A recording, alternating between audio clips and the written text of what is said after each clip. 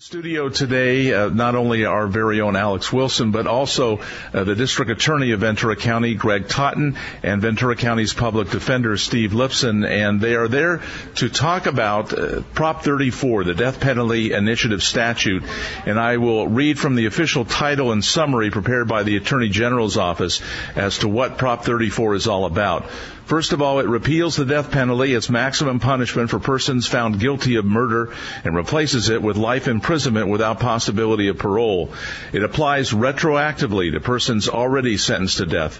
States that persons found guilty of murder must work while in prison, as prescribed by the Department of Corrections and Rehabilitation, with their wages subject to deductions to be applied to any victim restitution fines or orders against them, and it directs $100 million to law enforcement agencies for investigations of homicide and rape cases. Since Prop 34 is essentially asking us to do this, and so it would be a yes vote, we'll start with Public Defender Lipson and his arguments for Prop 34. Good morning. Thank you for having me. And I'll be fairly brief because I think this is a very significant issue, but not in a morally complex issue. But the way Prop 34 is, it states quite clearly that the system's broken. 35 years since we've had the death penalty, there have only been 13 executions. People who are quite conservative, such as former Chief Justice Ron George and the federal judge Alarcon, who did a very important study, have all come to the same conclusion. Whether you're for the death penalty or against it, the system is broken. Taxpayers have spent probably close to $4 billion since it's reinstated, and it's just not happening. So whether you think that the death penalty is morally wrong, whether you're concerned that innocent people could conceivably be executed, or whether you just think from a pragmatic point of view that the system is not working, Prop 34 is a very important initiative that should be voted yes. And I'd say that in addition to the system not working well at all, most people look at it will realize that it's breaking us financially, and there's real no fix in sight. There's not a quick fix to this. There's nothing you can do. It's something that the state can't afford. The judicial system is in serious financial difficulty anyways, and this saves quite a bit of money. This saves at least $100 million a year. It also, very importantly, and this is something I wanted to emphasize, it doesn't in any way whatsoever diminish public safety.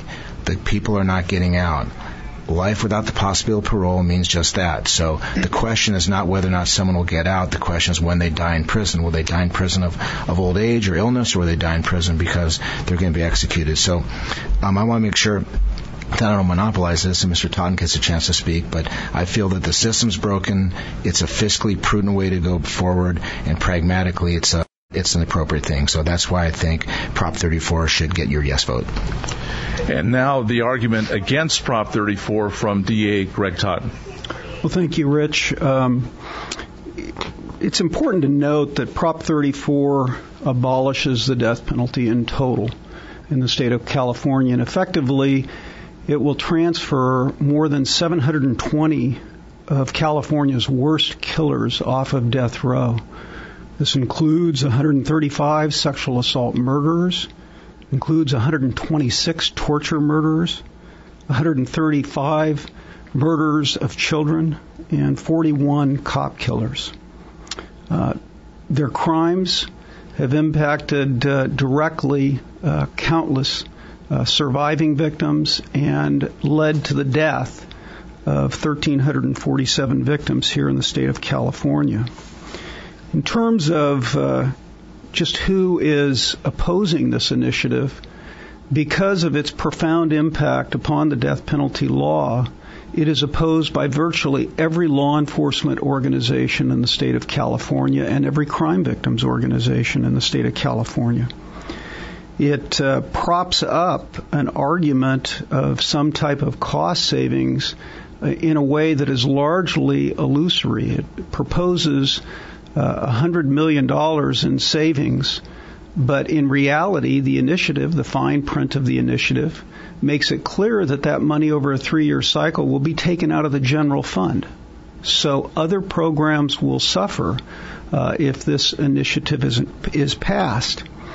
And in getting to the illusory part of it, we know the death penalty saves lives. Study after study, Emory University, Houston University, other corporations, other professors throughout this country have conducted a myriad of studies that have looked at the use of the death penalty throughout the country. And they have consistently shown that it saves lives in a significant way.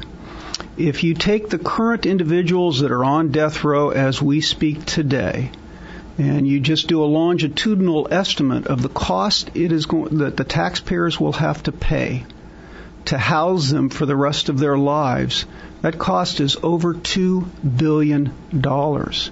So in my judgment, as a district attorney who is charged with administering this law and does so in a very solemn and a very serious way, this law is going to do a tremendous injustice by taking the worst criminals, the worst murderers off of death row, and it ultimately is going to impact crime and impact the citizens of this state by increased murder rates, increased crime rates.